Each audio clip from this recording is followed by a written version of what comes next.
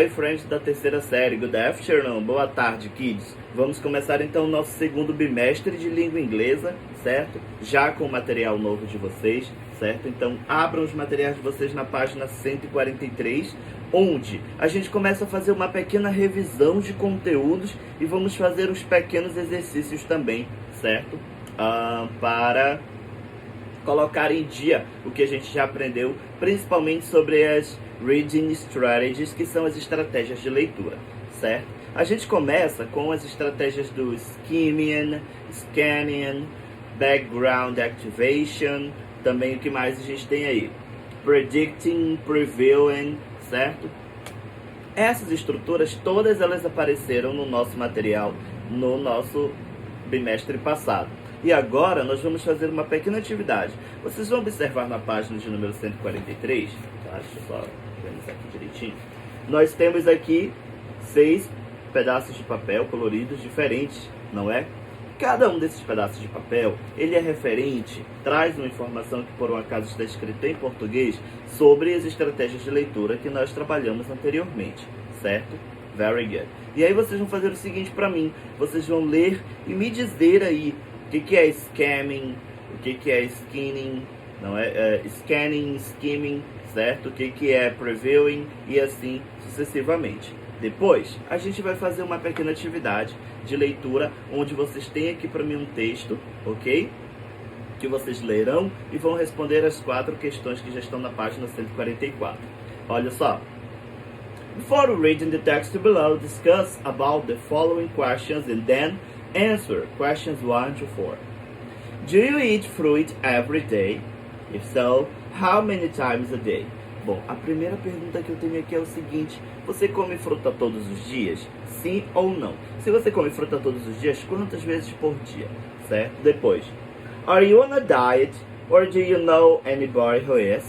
Você está à dieta ou conhece alguém que está? If so, does it allow recommend eating fruit? How much? Se você conhece alguém que está à dieta, essa dieta ela permite que a pessoa ela coma fruta, não é? Quanto de fruta? E aí, nós teremos um texto, certo? Vocês vão discutir, podem dar essas respostas mandando áudio para mim, vocês podem dar essa resposta por escrito, certo? In English or in Portuguese, I don't care, certo? Vocês vão escolher aí para mim o que vocês querem me dar como resposta. Se em inglês, se em português, as you want, como vocês quiserem, certo? E aí nós temos o nosso texto. What you know about sugar in fruit?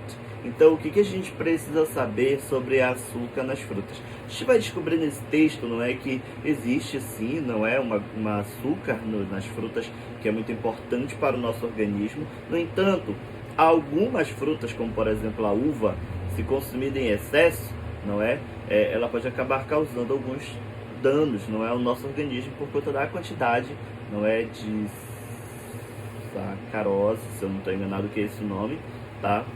Sucarose, é uma coisa dessas aí, tá bom? O teacher de biologia explica para vocês depois a presença desses açúcares aí.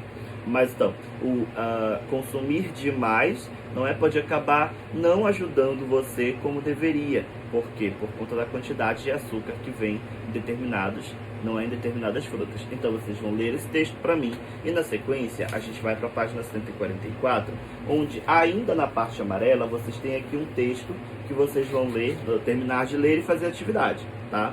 Olha só, a questão de número 1, ok? É uma resposta pessoal, tá bom? Então, did you know all the information the text presents about sugar and fruit? Você sabia, você já conhecia todas as informações apresentadas neste texto que fala sobre açúcares? Olha só, agora a gente está numa parte de biologia, não é? Bom, na continuação, what do you think about the subject? Do you agree with the arguments presented in the text? Você concorda com as informações que foram dadas anteriormente? Sim ou não? Você é de acordo? Você já sabia? Então essa resposta pessoal ela é de vocês. A questão de número 2 do nosso material didático, ela diz o seguinte, tá?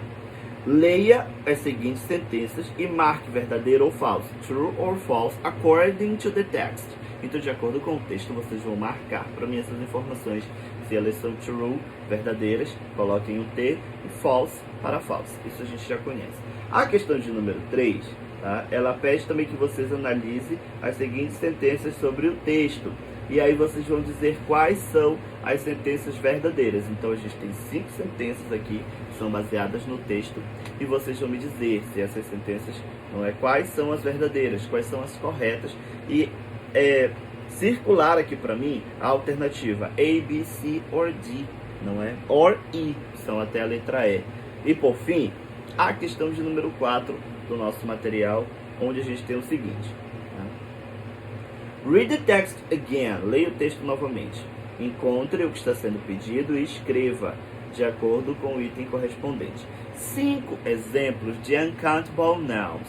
Os uncountable nouns são aquelas palavras que, por mais que a gente ache que elas podem ser plural, elas não se tornam plural em inglês. Ou seja, elas não recebem o acréscimo de S, certo? Por exemplo, a palavra bread, pão. Em português existe pães, não é? Ou seja, uma palavra que pode se tornar contável.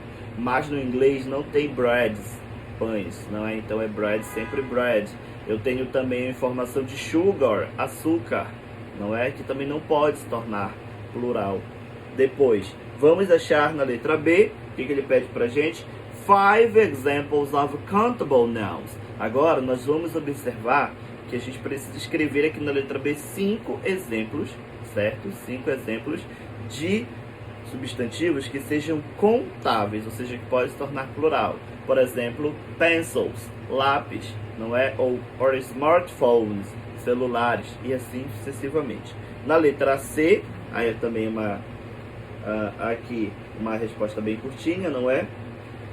O sinônimo para menos usado, ok? Um sinônimo para menos usado com countable noun, ou seja, menos usado. Qual seria a palavra que eu utilizo? Qual seria a palavra para essa expressão em inglês? Menos usado. Qual seria a palavra? Certo? E a letra D, um sinônimo para todas as coisas, para tudo em inglês. Não é, por exemplo, a palavra que eu uso. Toda pessoa, todos os animais, todas as estrelas, sei lá, qualquer coisa que eu possa usar a palavra todas. Qual é o sinônimo da palavra todos? Não é? E vocês vão achar também no texto, eu vou escrever para mim, é uma palavrinha apenas, certo? E aí, eu quero que vocês já levantem para mim, para nossa aula de sexta-feira, o assunto do there is e there are, certo? Que são quantifiers in English. Então, olha só, there is e there are são para dizer se existe um objeto apenas, não é? Uma coisa apenas, e aí eu uso singular, there is. There is a table in my room. Tem uma mesa, tá aqui a mesa, não é? There is a table in my room. Tem uma mesa no meu quarto. There are 2 laptops, ok? Então, there are 2 laptops. Existem 2 laptops, não é? 2 computadores portáteis on the table, em cima da mesa. There are 2 laptops on the table. Depois, there is, singular, there are, plural. Se eu vou usar de maneira negativa, dizer que não há, não existe, eu vou dizer there isn't and there aren't. Ok? There isn't and there aren't são as possibilidades que eu tenho. There isn't and there aren't. E se eu vou fazer uma pergunta para saber se há, existe, eu vou utilizar is there ou are there, certo? Baseado nessas informações que a gente tem aqui, também tem no nosso material, tá? Vocês vão fazer uma pequena pesquisa para mim, achando exemplos de frases com there is e there are, certo? E já levantem um pouquinho esse assunto que vai servir para os nossos exercícios de gramática, certo? Quando a gente trabalha com os quantifiers, que são os objetos, as palavras que a gente utiliza para dar quantidade de alguma coisa, vão aparecer sempre o there is e o there are para dizer existe ou existem, não é? Ou tem. Mas também vão aparecer outras palavras, como o much e o many, que querem dizer muito, só que o much eu uso para uma palavra no singular e o many para a palavra no plural, não é? Vão ter também o little e o few, que são pouco, não é? Mas que eu também utilizarei para contáveis e incontáveis, certo? E também vai ter o less e o fewer, né? Que são pouco também, ok? Então a gente vai ter essas palavrinhas aí, que vão ser muito importantes para nós quando a gente trabalha com os quantifiers. E aqui na página 145, a gente começa a ver o many of, o much of, a little, a few, não é? Só feel, só little e assim sucessivamente, tá legal? Então a gente já começa a entrar nesse primeiro tópico de gramática, tá bom? No nosso primeiro tópico aqui. E aí também a gente já começa a ver palavras que são uncountable, palavras que são countable.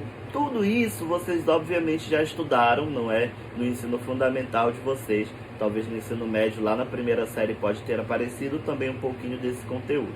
Tá certo, galerinha? Vamos às atividades que nós temos que fazer agora, certo? E na sequência eu abro o grupo para que vocês comecem a me mandar as atividades. Alright? Let's go! Vamos lá!